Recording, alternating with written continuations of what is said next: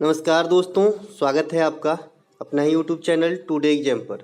दोस्तों 13 जून को फर्स्ट शिफ्ट, सेकेंड शिफ्ट और थर्ड शिफ्ट में इंग्लिश सेक्शन से जो भी वर्ड पूछे गए, या तो anto, syno, one word substitution, phrase, idiom, इन सभी में जो भी प्रश्न मुझे प्राप्त हुआ है, सभी प्रश्नों को एक वीडियो में लेकर के आ गया हूँ, ताकि आप लोगों को एक अंदाज़ा लगे कि किस प्रकार के जो है वर्ड अंग्रेजी में आ रही है एमटीएस के अंदर। देखिए, जो ग्रामर वाली सेक्शन है ये तो सभी कर लेते हैं, सभी के सभी कर लेते हैं। ग्रामर में 90% तो सभी जानते हैं, या नहीं जानते हैं तो एसएससी की फिर तैयारी करते ही नहीं है वो, है ना। तो ग्रामर में कोई दिक्कत नहीं है। जो आपका मेरिट में लाने लायक अंग्रेजी का जो मतलब विषय है, सब मतलब टॉपिक है, वो आपका वर्ड ही होता है। वर्ड भी कई फॉर्म में पूछे जाते हैं जो आपको नंबर गेनिंग टॉपिक होती है, ठीक है। वर्ड आया तो ठीक, नहीं आया तो फिर बहुत ही दिक्कत हो जाती है आपको मेरिट में आने के लिए, क्योंकि आप जानते हैं ग्रामर सभी बना लेते हैं लगभग, और इतने हार्ड एग्जाम में तो इसमें होती नहीं सिलेबस, है ना। तो चलिए देख लीजिए कि कल के जो है तीनों शिफ्ट में कौन कौन से वर्ड आपके एग्जाम में पूछे गए थे, है ना। तो एक वर्ड पूछा गया था, अभी हम सिनोनिम्स की बात करेंगे, सिनो के अंदर चलेंगे। तो एक पूछा गया था आपका एक्साइटेड का। एक्साइटेड मतलब होता है बहुत ज़्यादा उत्साह होना किसी चीज़ का, है ना। तो एक्साइटेड कई वे में आप इस्तेमाल करते हैं एक्साइटेड, है ना। तो एक्साइटेड अगर पॉजिटिव वे में देखें तो उत्साह से भरा हुआ कोई चीज़, मतलब जिज्ञासा होना अंदर कोई भी चीज़, है ना। तो इलेवेटेड हो जाएगा, स्टिमुलेटेड हो जाएगा। एक्साइटेड का हैप्पी भी हो जाता है, क्योंकि आदमी एक्साइटेड तब रहता है जब खुश भी रहता है ना। इंथुजियास्टिक, है ना। इसके बाद ईगरनेस, तत्परता। तो इस प्रकार से जो है ये आपके इनसे जो भी मिलता जुलता शब्द आपके एग्जाम में रहे होंगे, आपके राइट आंसर हो जाएंगे। इसके एंटोनिम की बात करें एक्साइटेड की, तो इसका इंडिफरेंट माने उदासीन होता है। उदासीन का न्यूट्रल भी होता है, लेकिन वो जो है किसी मशीनरी चीज़ सब के लिए इस्तेमाल करते हैं न्यूट्रल शब्द का। इंडिफरेंट करते हैं पर्सन के लिए उदासीन, है ना, कोई प्रतिक्रिया नहीं झलकाना, है ना, कुछ भी नहीं करना। अलूफ, इस प्रकार के एक शब्द हैं। एपैथिक, ये भी जो है एक्साइटेड के जो है यानी इंथुजियास्टिक का जो है उल्टा हो सकता है। इन तीनों, ये तीनों नीचे वाला वर्ड इंडिफरेंट, अलूफ, एपैथिक, है ना। तो ये एक आपके सीनों पूछे गए थे आपकी एग्जाम में। इसके अलावा कौन से शिफ्ट में कौन सा प्रश्न पूछा गया था ये तो नहीं लिखा है मैंने, लेकिन कल ही तीनों शिफ्ट में पूछा गया था, ठीक है। इसके अलावा भी अगर आप लोगों को कोई वर्ड याद आए तो आप मुझे कमेंट कर सकते हैं, क्योंकि इंग्लिश वाली वीडियो जो है अगर मैं कल ले पाऊँ तो मैं उसमें ज़रूर इंक्लूड कर दूंगा। फर्म, फर्म मतलब होता है दृढ़, दृढ़ मतलब अडिग, अडिग, है ना। कोई अपने बातों पे दृढ़ रहता है, कोई चीज़ फर्म है, दृढ़ है ना। तो ये डिपेंड करता है कि वहाँ पे ऑप्शन किस प्रकार से दिया गया था। तो फर्म का मतलब फिलहाल होता है आपका दृढ़, दृढ़ का मतलब अडिग रहना होता है। तो इसके कई सारे सेम मीनिंग होते हैं, जैसे हार्ड, हार्ड का मतलब भी जो है फर्म होता है। स्टेर्न, स्टेर्न मतलब कठोर होता है, स्टेर्न मतलब कठोर होता है। ये भी कोई आदमी की नेचर जो होती है ना, उसको तुलना की जाती है स्टर्न से, कि भाई ये कठोर नेचर का है या जो है लचीला नेचर का है, तो इसमें स्टर्न शब्द का इस्तेमाल होता है। अनयील्डिंग, अनयील्डिंग भी पर्सन के लिए होता है, एक ऐसा आदमी जो बात नहीं मानता है, एक ऐसा आदमी जो अपने बात को जो है मैं खुट्टा यहीं गाड़ूंगा, ऐसा जो आदमी होता है उसे अनयील्डिंग पर्सन कहा जाता है। इसी में से अगर आप अन शब्द को हटा देंगे तो ये सीधा सीधा पॉजिटिव मीनिंग देने लगेगा, और इसका मतलब होगा यील्डिंग का, बात मानने वाला, मीक, क्वाड टाइप का पर्सन, ठीक है। इसके अलावा एडमांड, एडमांड भी इसी प्रकार का है, जिद्दी स्वभाव के जो लोग होते हैं, जो बच्चे होते हैं, एडमेंट वगैरह मतलब बच्चे पे ज़्यादा फिट करता है एडमेंट, है ना। ये बहुत ज़्यादा मतलब अडिग रहना, जिद करना कोई चीज़ के लिए, एडमेंट, है ना। इसके अलावा स्ट्रॉन्ग, स्ट्रॉन्ग भी फर्म का सीधा सीधा जो है समानार्थी है। एक आप इसके लिए रिजिड लिख सकते हैं, रिजिड मतलब भी सख्त होता है ना, रिजिड, रिजिड माने भी सख्त होता है, जो फर्म पे सूट बैठता है। इसके अलावा इनकी उल्टा की बात कर ले, इंटो की बात कर ले, तो इनके उल्टा में वीक आ जाएंगे, जो कमज़ोर होता है ना, नाजुक होता है। ब्रिटल का मतलब भी नाजुक होता है, लेकिन कोई चीज़, जैसे अगर आप फ्रिज वगैरह घर पे या फिर कोई ऐसा चीज़ मंगाते हैं जो टूटने फूटने वाली हो, तो उसके कार्टून के पीछे में लिखा रहता है होल्ड जेंटली, है ना। ब्रिट मतलब होल्ड जेंटली मतलब आराम से उठाइए उठाइए, है ना। इसके अंदर जो है ब्रिटल मेटर है, मतलब भंगूर टाइप का जो है चीज़ है, तुरंत टूट फूट जाएगा, है ना। तो क्वेश्चन में लिखा रहता है, तो ब्रिटल मतलब जल्दी टूट फूट जाने वाली चीज़, आसानी से जो टूट जाए उसे ब्रिटल कहते हैं। देखिए एक ब्रूटल होता है, BROTAL वाला ब्रूटल, है ना। ये ब्रूटल मतलब क्रूर आदमी होता है, क्रूर मतलब बहुत ही मतलब जिसके हृदय बहुत ही पत्थर जैसा हो, ऐसा पर्सन को ब्रूटल पर्सन कहा जाता है। इसके अलावा येल्डिंग का, अनयेल्डिंग का ही मैंने उल्टा बनाया हूँ। येल्डिंग, चूंकि येल्डिंग बेसिक शब्द है और अन लगा के इसे जो है उल्टा बनाया गया है। अनयेल्डिंग जो फर्म का जो है सीनो था, यहाँ पे एंटो येल्डिंग हो जाएगा, जो बात को मानता हो, है ना, जो विनीत हो, जो मतलब विनीत कह सकते हैं हिंदी में, जो है ना सबका बात मानने वाले को विनीत कहते हैं, कोवार्ड कहते हैं, सै कहते हैं ना, ये सब जो है आपका येल्डिंग का सीनो में हो जाएगा। मीक माने दब्बू होता है ना, तो ये बात भी ध्यान रखेंगे, तो ये फर्म का उल्टा हो सकता है। चलते हैं आगे।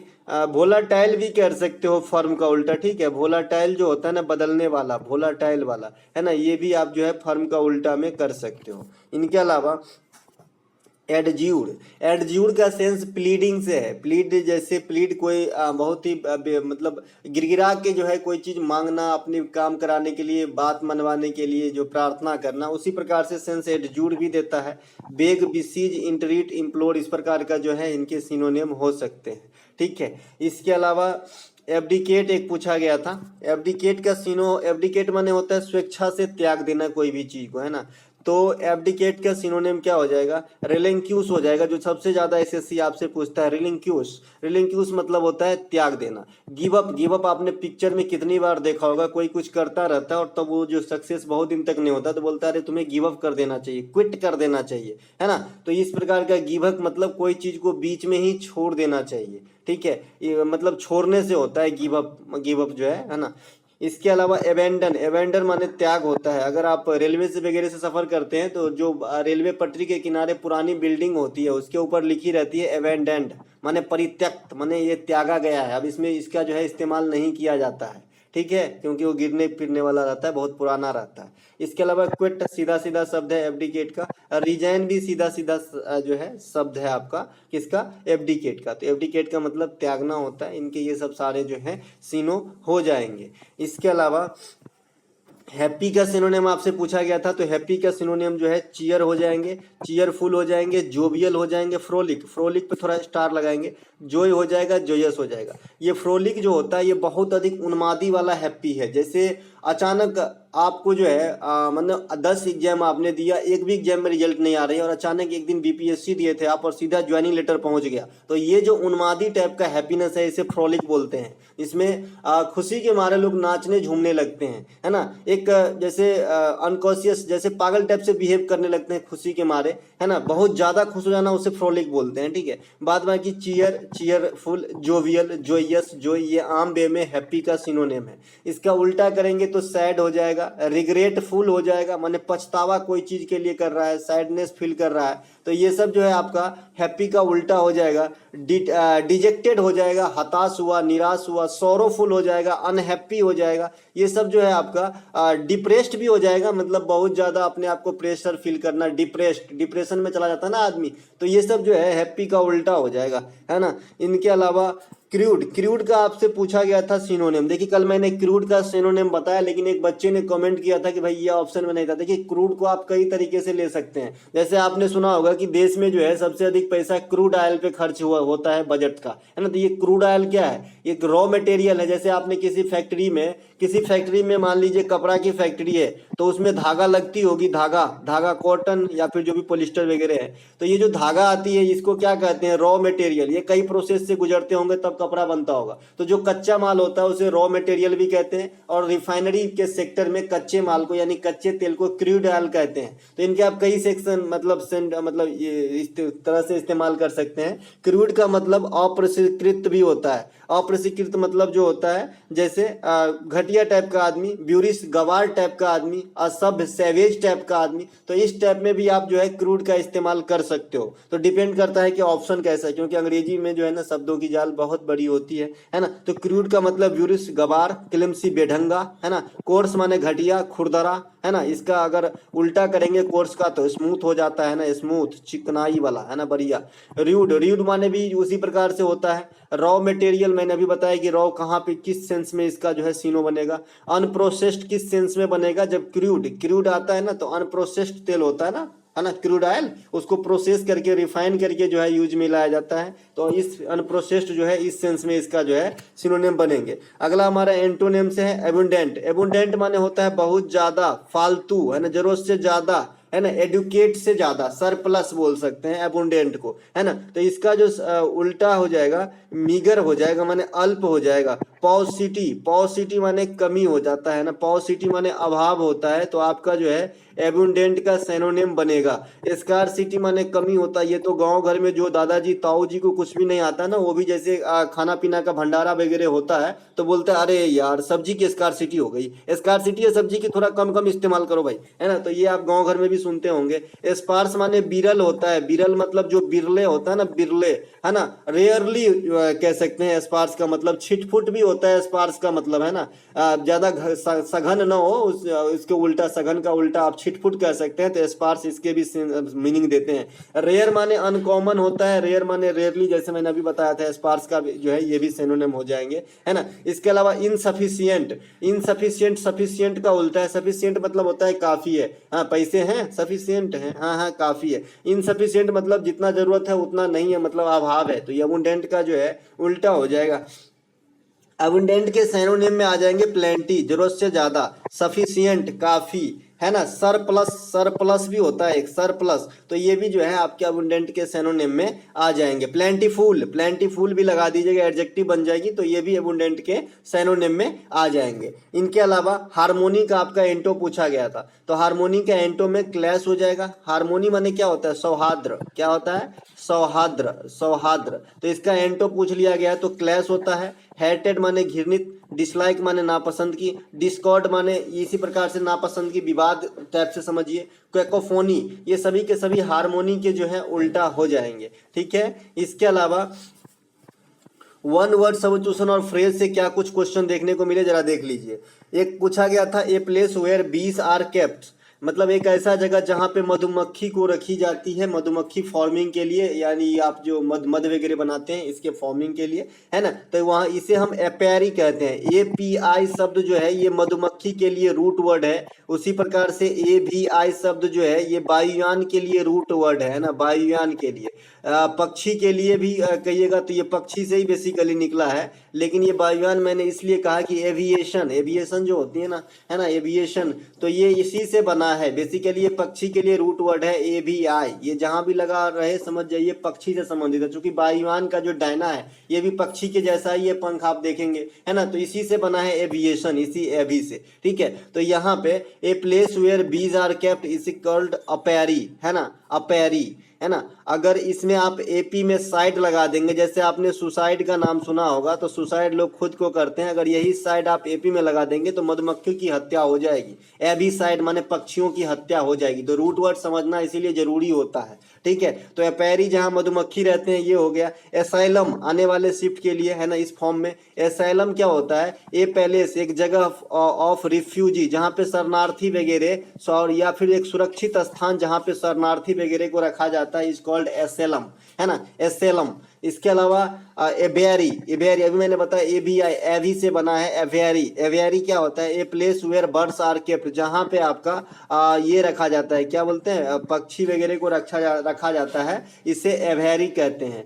पक्षियों के अध्ययन भी कई बार पूछा गया है आपके एग्जाम में, तो ऑर्निथोलॉजी होता है आपका पक्षियों का अध्ययन, तो इन्हें भी ध्यान रखेंगे, ठीक है। चलते हैं आगे। अगला जो हमारा एक पूछा गया था, फेयर एंड स्क्वायर, इसके मीनिंग होते हैं भैया, फेयर एंड स्क्वायर का मतलब कि ईमानदारी भरा बर्ताव, ईमानदारी भरा डील, है ना। तो यहाँ पे मैंने एग्जांपल में सेट किया है, all you want is a fair and square deal, हम सभी चाहते हैं कि एक जो है ईमानदारी भरा, एक जो है बढ़िया नीट एंड क्लीन डील हो, है ना। तो इस प्रकार की इनके सेंस देंगे। तो ये तो अगर आपको हिंदी इनका पता है तो आपको जो है जनरली सेंटेंस में यूज करके ही दिया गया रहता है, तो आप उसके सेंस निकालेंगे कि इस A ऑप्शन का क्या सेंस निकलता है, B का क्या, C का क्या, D का क्या, तो उस हिसाब से जो है आपको सीधा आंसर मिल जाता है, ठीक है। इसके अलावा fit and start, fit and start का मतलब होता है कभी कभार, क्या होता है, कभी कभार होता है फिट एंड स्टार्ट का मतलब नॉट रेगुलर, इरेगुलर है ना, इरेगुलर है ना, तो इसका राइट आंसर इरेगुलर हो जाएगा फिट एंड स्टार्ट का, है ना। तो देख लीजिएगा कि ऑप्शन में कौन सा दिया गया था, ऑप्शन तो है नहीं यहाँ पे एक्यूरेट, है ना। You go to cinema fits and start, हम सिनेमा जाते हैं कभी कभार, इरेगुलर रोज नहीं जाते हैं। तो इस प्रकार के एक जो छोटा सा सेंटेंस में इसको यूज किया गया है, तो आप समझ सकते हैं फिट एंड स्टार्ट का मतलब क्या होता है, इरेगुलर होता है, नॉट रेगुलर होता है। एक आने वाले शिफ्ट के लिए बीट अबाउट द बुश, ये काफी बार पूछे जाते हैं। बीट अबाउट द बुश का मतलब क्या होता है, कोई भी बात सीधे सीधे नहीं बताना, ये राउंड अबाउट मैनर में बताना, मतलब गोल फिर घुमा फिरा के बताना कोई भी बातों को, तो इसे बोलते हैं बीट अराउंड द बुश, है ना। एक आपने बार्क द रॉन्ग ट्री, ये भी काफी बार सीएचएसएल में पूछा गया था, बार्क द रॉन्ग ट्री, इस प्रकार से जो है एक आपका जो है ना इडियम है। तो इनका मतलब क्या होता है, bark in the wrong tree, किसी गलत चीज के पीछे जो है प्रयासरत रहना। जैसे मैंने इसका रूट भी बताया था कि ये कहाँ से बना है, bark in the wrong tree, ये मैंने एनालिसिस में करवाया था कि पक्षी जो है ना, पक्षी एक पेड़ रहता है, ऐसे एक पेड़ रहता है, थोड़ा सा समझ लीजिए, बार्क ट्री को काम आ जाएगी कभी ना कभी। मान लीजिए ये पेड़ है, तो इस पे पक्षी बैठे रहते हैं, ये पक्षी है, ये पक्षी है, ठीक है। इस पक्षी को देख के जो है कुत्ता नीचे में भौंकने लगता है, ये कुत्ता है, ये कुत्ता ये भौंकता है, ठीक है, ये भौंकता है। लेकिन ये पक्षी जैसे ही कुत्ता की आंख झपकती है तो ये दूसरे पेड़ पे भाग जाता है, लेकिन ये कुत्ता अभी भी उस पक्षी को इसी पेड़ पे समझ के भौंकता रहता है, और ये पक्षी इधर आ गया अब। तो इससे बना है आपका, है ना, bark in the wrong tree, है ना। तो इसका मतलब होता है गलत चीज के पीछे रहना, मतलब अलग जगह रहना, जहां पे रहना चाहिए वहां नहीं रहना, है ना। इसके अलावा एक पूछा गया है आपका, a man who involve in business, इस प्रकार से क्वेश्चन पूछा गया। तो इसको कई सारे चीज कह सकते हैं, सीधे सीधे भाषा में बिजनेसमैन कह सकते हैं, इससे हायर लैंग्वेज में जाएंगे तो इंटरप्रेन्योर कहा जाता है, मर्चेंट कहा जाता है, ट्रेडर कहा जाता है। आप गूगल पे वगैरह करते हैं तो मर्चेंट लिख के आता है ना। तो ये सब जो है बिजनेसमैन के लिए इस्तेमाल होता है, टैकून, है ना, ये सब जो है बिजनेसमैन के लिए इस्तेमाल होती है। पैडलर भी होता है, हॉकर भी हो जाएगा, पैडलर भी हो जाएगा ना, पैडलर पैडलर, हॉकलर हॉकर भी हो जाएगा। ये सब भी बिजनेस के लिए, भले छोटा बिजनेस के लिए है लेकिन है तो बिजनेस। ये सब का मतलब होता है फेरी वाला, ठीक है। इसके अलावा beat the bullet, bat the bullet आपसे पूछा गया। बैट द बुलेट का मतलब होता है कोई ऐसी परिस्थिति जिसे टाला नहीं जा सके लेकिन बहुत पेनफुल है, बहुत ही असहनीय है। To face an unfavourable condition, है ना, एक ऐसी कंडीशन जो मन अंदर से इच्छा नहीं है फेस करने का, लेकिन इसे करना पड़ेगा, बिकॉज इट इज कंपल्सरी। एक ऐसी कंडीशन जो कंपल्सरी हो और नापसंद भी हो, लेकिन करने के लिए हम मजबूर हैं, इसे कहते हैं बैट द बुलेट, है ना, बैट द बुलेट। जैसे मान लीजिए कि आप मैथ पढ़ने में बहुत ही तेज हैं, है ना, आपका विचार है कि मैं मैथ ऑनर्स करूं और आगे की जो है प्रोफेसर बनने की जो है मैं सोचूं, लेकिन अगर स्थिति थोड़ा सा ठीक नहीं है ना, पैसे की या फिर कोई और प्रॉब्लम है जिससे, या फिर घर की प्रेशर है कि तुझे 1-2 साल में जो है नौकरी करनी है, तो हम क्या करते हैं, ना चाहते हुए भी ये मैथ ऑनर्स को ड्रॉप करके कोई आर्ट का ऑनर्स ले लेते हैं और तैयारी में लग जाते हैं, है ना। तो ये कंपलसरी इसलिए है कि हमें घर की तरफ देखना पड़ा, और अनफेवरेबल इसलिए है क्योंकि हमारा मन नहीं चाहता ये करने का, है ना। तो ये हो जाता है बैट द बुलेट। इसके अलावा ब्लैक एंड ब्लू, इसको कई सारे एग्जांपल हो सकते हैं भाई। ब्लैक एंड ब्लू का मतलब होता है बहुत बुरी तरीके से मार खाया या पीट कर भगा देना, पीट कर भगा देना भी होता है ना, या फिर बहुत बुरे तरीके से मार खाना होता है ब्लैक एंड ब्लू का, ठीक है। हाँ, एक जरूर ग्रामर की बात देखिएगा, जब कहीं पे कोई कलर के पेन से लिखने की बात आती है किसी कागज या डॉक्यूमेंट पे, तो इन इंक लिखा जाता है, ये जरूर ध्यान रखिएगा, ठीक है। इनके अलावा black and white, black and white जो है इसका मतलब होता है इन राइटिंग, मतलब लिखित रूप से। इसके अलावा टू टेकन अबैक मतलब होता है सरप्राइज करना, आश्चर्यचकित कर देना अचानक, ठीक है। तो ये थे आपके कल के शिफ्ट में आए हुए सभी वर्ड। एक और यहाँ पे आया है वर्ड लुक फॉर, आया है लुक फॉर। देखिए लुक के साथ कई सारे जो है वर्ड को आप जोड़ते जाएंगे और इसका मीनिंग चेंज होता जाता है। जैसे लुक फॉर मतलब होता है सर्च करना, आप किताब वगैरह में कोई जो है आप प्रश्न को सर्च करते हैं तो आप क्या कर रहे हो, लुक फॉर कर रहे हो, टू सर्च समथिंग कर रहे हो, है ना। एक होता है भैया लुक आफ्टर, लुक आफ्टर मतलब होता है देखभाल करना। जैसे नानी जी मर गई तो नाना जी का देखभाल जो है मामा जी कर रहे हैं, लुक आफ्टर कर रहे हैं, केयर कर रहे हैं, है ना। तो टू टेक केयर या फिर टू केयर या फिर देखभाल करना लुक आफ्टर का होता है। लुक एट का मतलब होता है टू सी। तो मैं भी यहाँ पे अभी मैं अपने कांच वाला दीवार को देख रहा हूँ, तो इसका मतलब लुक एट नहीं हुआ। लुक एट का मतलब होता है ध्यान से देखना, है ना। क्या होता है? ध्यान से देखना, है ना। वैसा नहीं कि ग्लैंस मारा तो ये लुक एट है, ऐसा नहीं। लुक एट का मतलब ध्यान से देखना, इसीलिए टीचर लोग लुक एट का इस्तेमाल करता है, ध्यान से देखो, है ना। तो ये हो गया आपका लुक एट। तो ये लुक के साथ तीन जो बन जाते हैं, ये बात आपको ध्यान रखना है।